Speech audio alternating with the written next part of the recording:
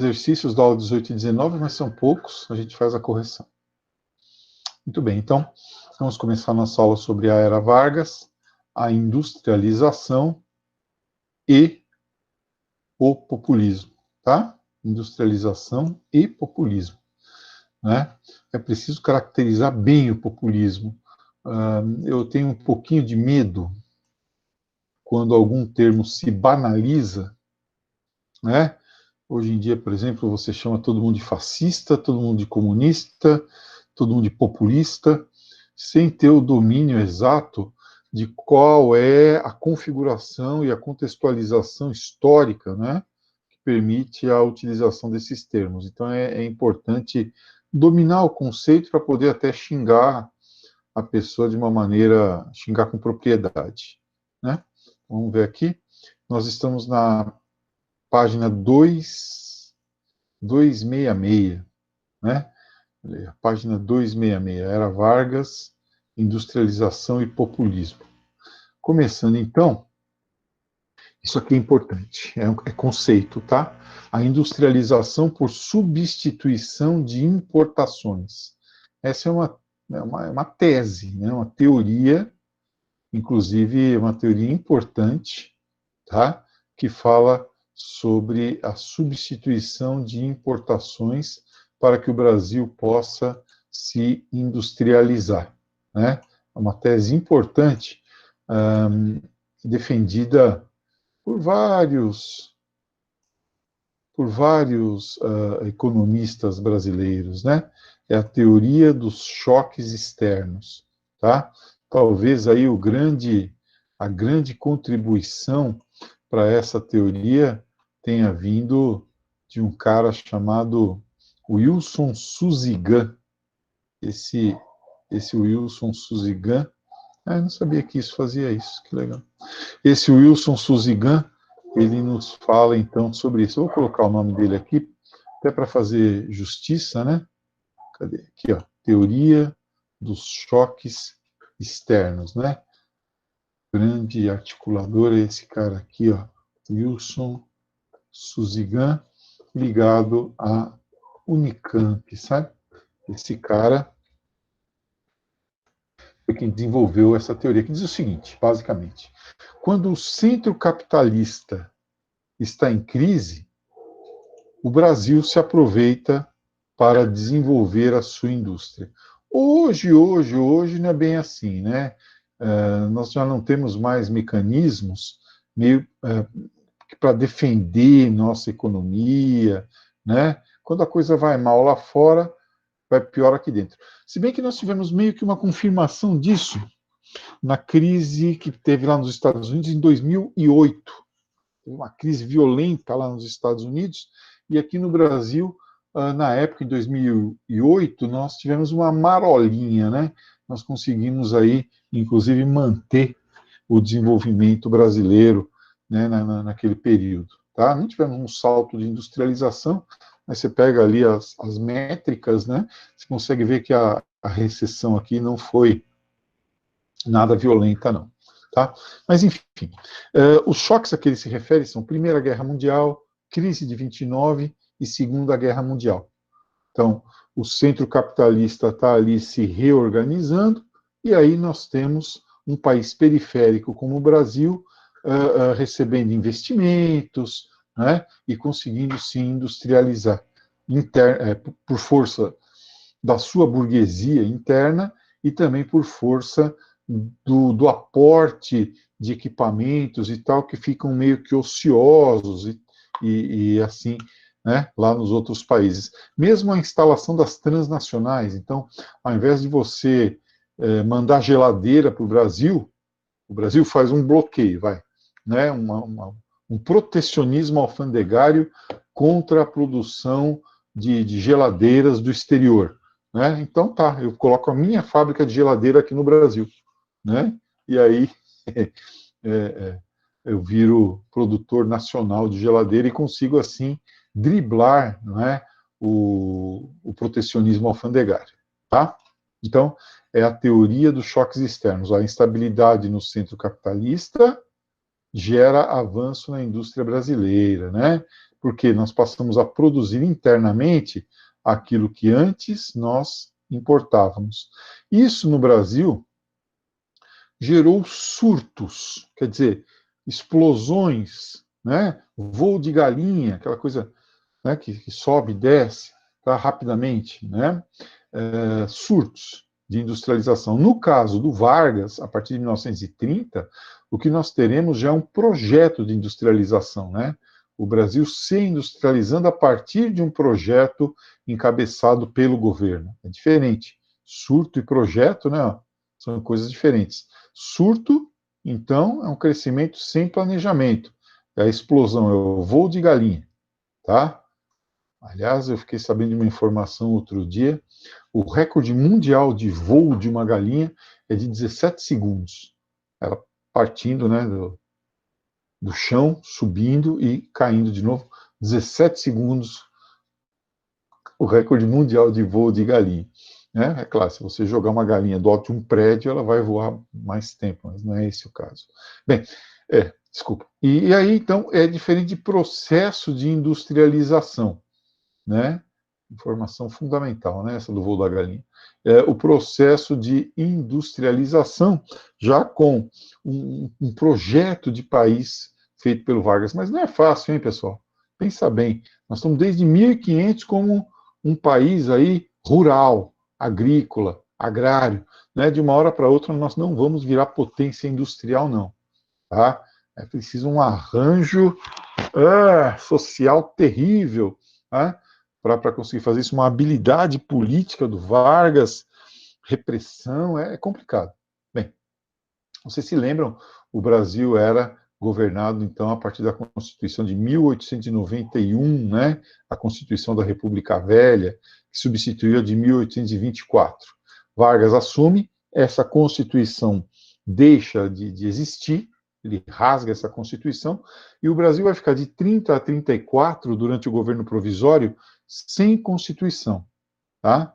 As primeiras medidas do Vargas, né, a nomeação de interventores nos estados, o fim do Partido Republicano, a criação de novos ministérios, a centralização da administração pública, né, através do maior controle da administração pública, através de órgãos do governo, porque eram 20 capitanias, né, 20 feudos, e agora não, agora nós vamos ter um Estado centralizado nas mãos do presidente, tá? Então começa assim. Só que, como eu falei, a própria crise de 29, que tinha colocado Vargas no poder, vai gerar uma crise econômica, porque o café ainda é nosso principal produto, né? Olha aqui, ó. E nós não estamos mais exportando tanto café quanto antes, né? E o Vargas, então, faz a chamada política de defesa do café. Precisa manter a economia cafeeira funcionando. É a política de defesa do café. Ele acaba com o antigo IBC, né, INC, Instituto Nacional do Café, e cria o IBC, Instituto Brasileiro do Café. Esse Instituto Brasileiro do Café, com as seguintes características, né?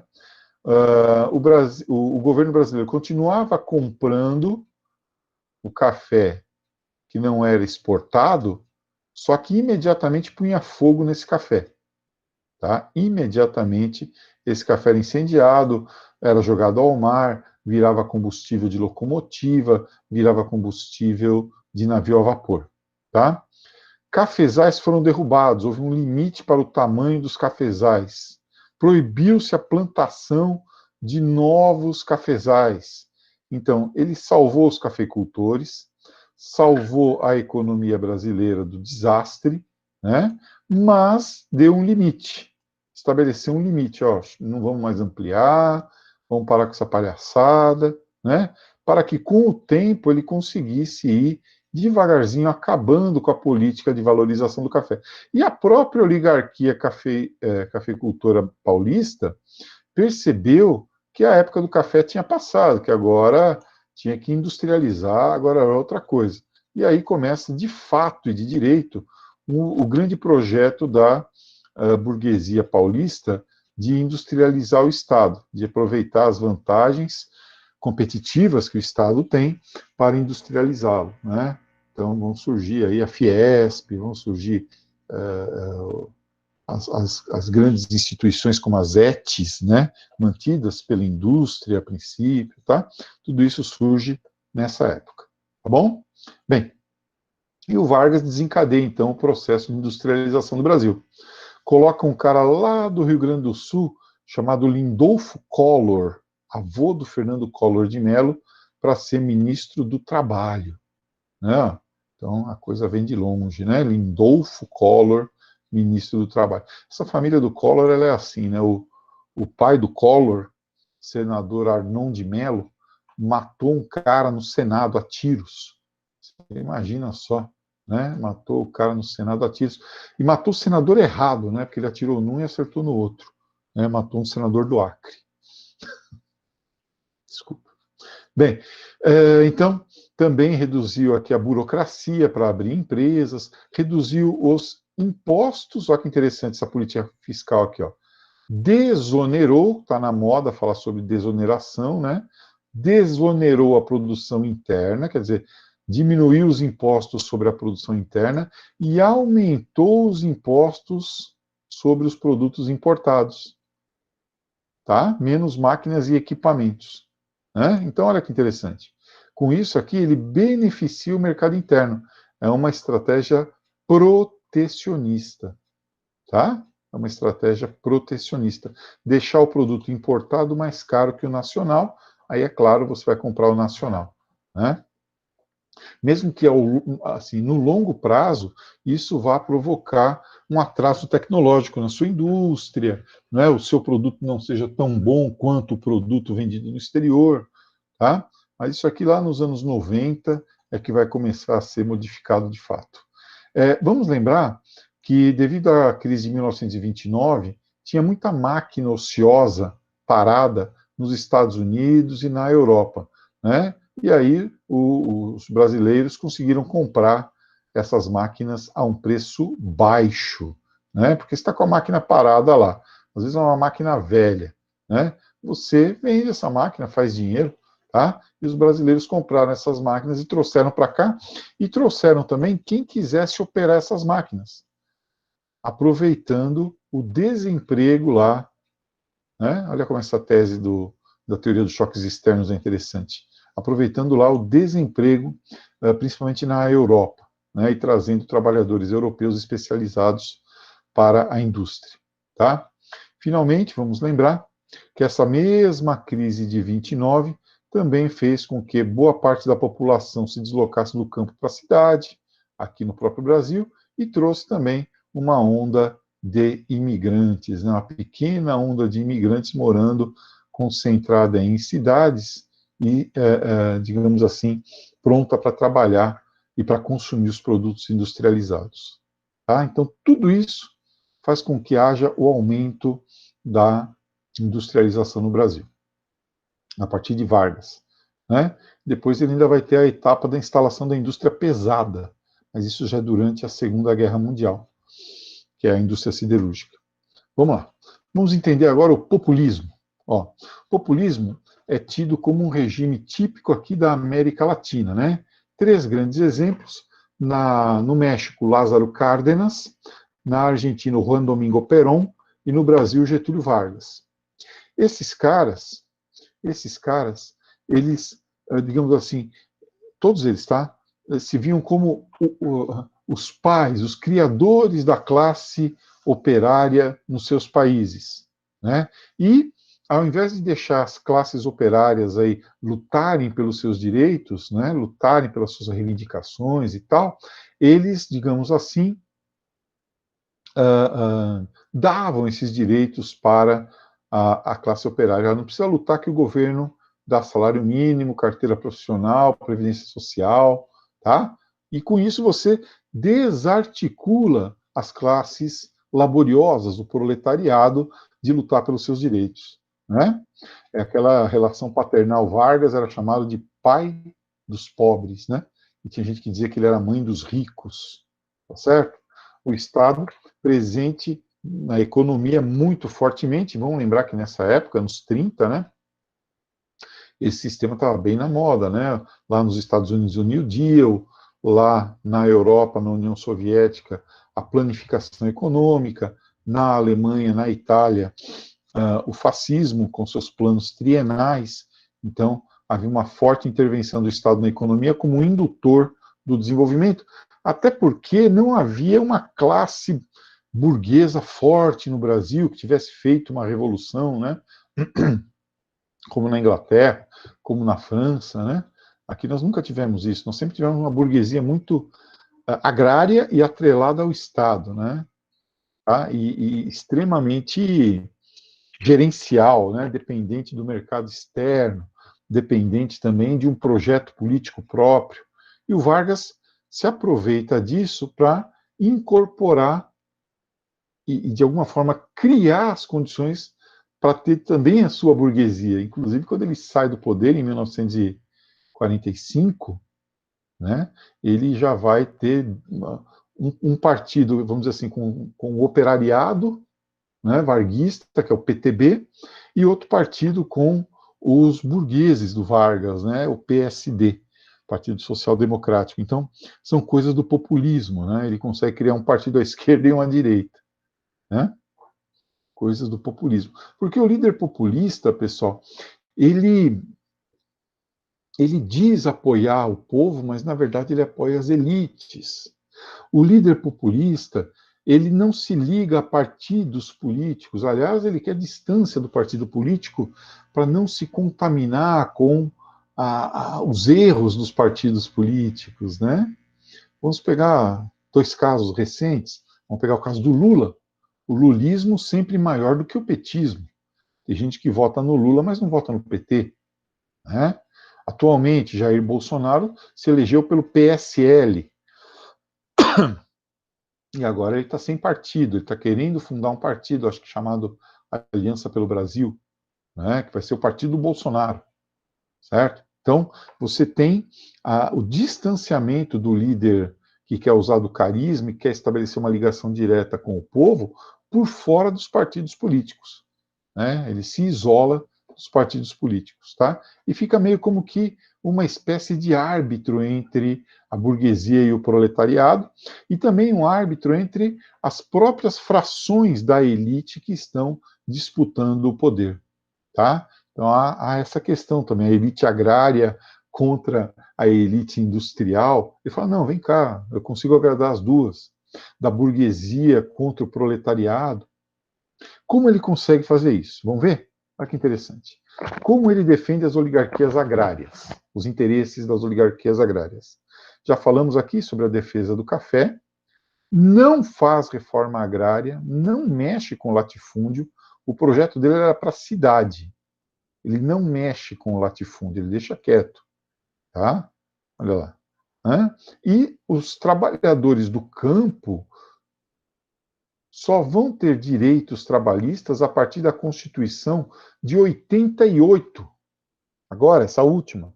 Antes disso, os trabalhadores do campo não tinham direitos trabalhistas assegurados como os trabalhadores da cidade. Não tinham 13º, não tinham férias, não tinham fundo de garantia, não tinham previdência social. Só a partir de 88 é que isso foi conquistado. Então, ele consegue agradar as oligarquias agrárias, né? Ele consegue agradar o pessoal do campo.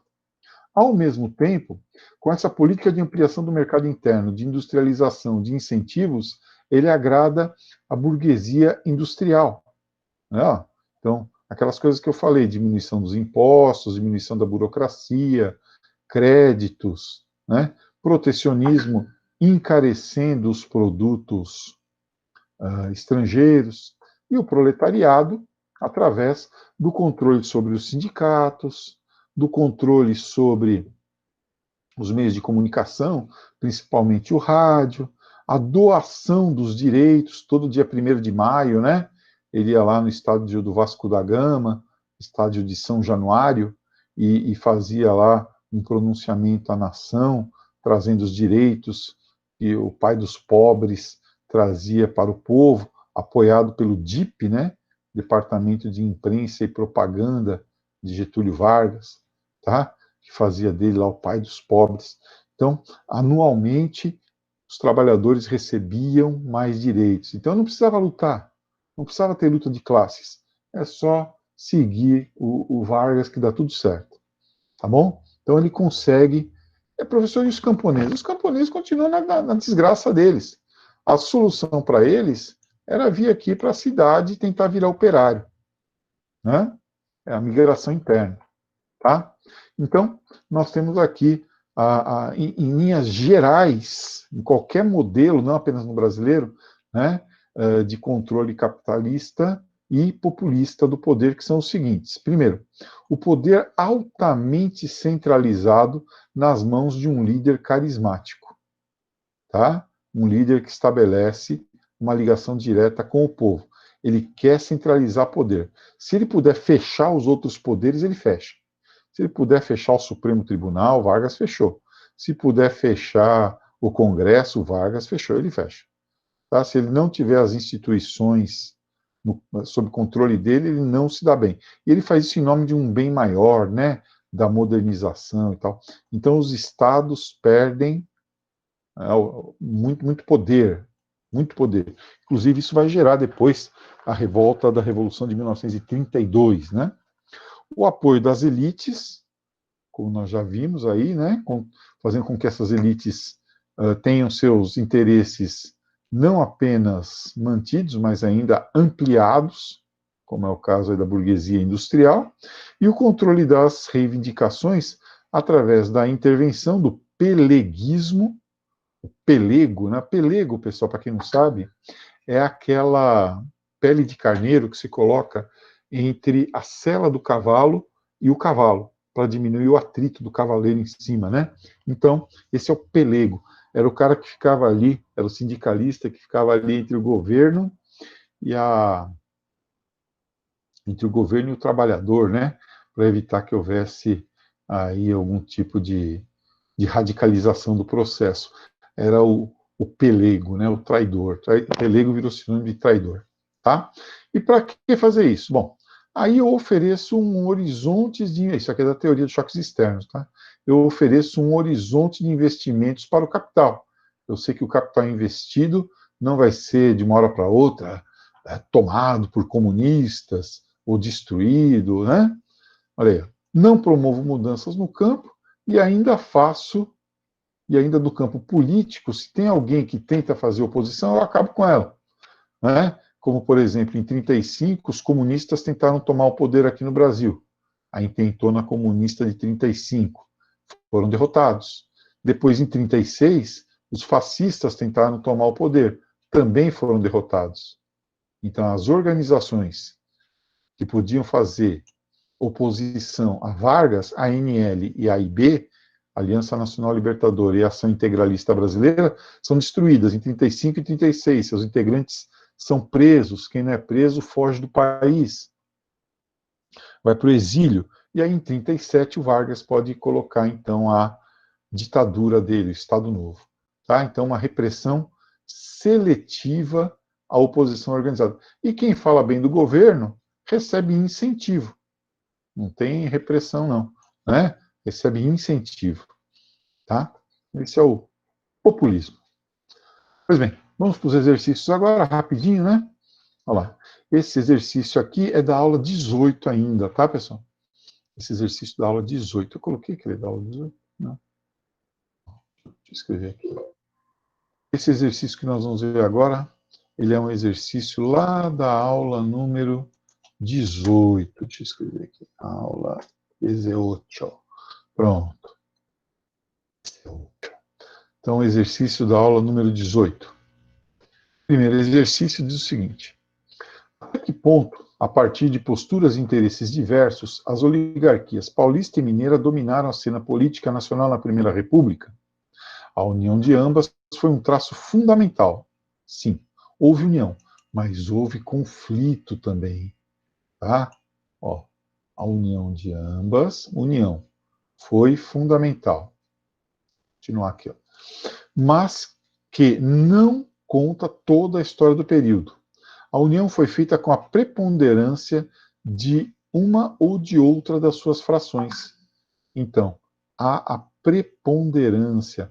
Um grupo Os paulistas mandando nos mineiros, ou os mineiros mandando nos paulistas. Não tinha uma união. Com o tempo surgiram discussões e um desacerto final que gerou aí a Revolução de 1930, né? Que gerou a Revolução de 1930. A imagem de um bem-sucedido acordo café com leite entre São Paulo e Minas, alternância na presidência, tudo bonitinho, resolvidinho, né? Tanto é que no final, quando o Washington Luiz escolheu um paulista para sucedê-lo, né? O mais paulista dos cariocas, o Washington Luiz, embora fosse carioca, defendia muito os paulistas, acabou gerando aí o golpe de 1930, né, com a união entre Paraíba, de João Pessoa, Getúlio Vargas, do Rio Grande do Sul, e Antônio Carlos de Andrada, de Minas. Bom, não passa de uma idealização de um processo caótico e cheio de conflitos. Profundas divergências políticas colocavam-nos em confronto por causa de diferentes graus de envolvimento no comércio exterior. Minas mais voltada para o mercado interno e São Paulo mais voltada para o mercado externo por conta da exportação de café e por conta da política de valorização. Para a caracterização do processo político durante a Primeira República, utiliza-se com frequência a expressão política do café com leite. No entanto, os textos apresentam a seguinte ressalva à sua utilização.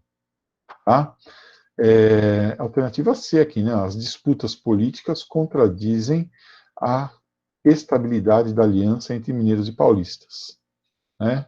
Então fica muito claro, se você verifica aí os documentos históricos da época e tal, que eles estavam quase sempre, tudo bem, brigados entre si, fazendo acordos pelo alto, né? Impedindo que o povo fizesse a revolução, tá? Façamos a revolução antes que o povo a faça, mas não havia exatamente um acordo entre eles. Questão número 2 fala sobre a Semana de Arte Moderna de 1922, embora ele tenha sido lançado em 28. Lê-se. Queremos a Revolução Caraíba. Caraíba, indígena. Mas, na verdade, Caraíba aqui, pessoal, presta atenção. Por favor, preste atenção. Oswald de Andrade, quando usa o termo Caraíba, não é à toa.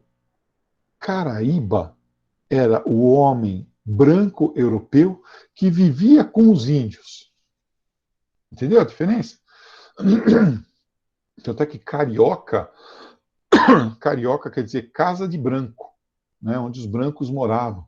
Então, Caraíba é o cara branca, é o cara que vive, cara pálida, que vive com os índios.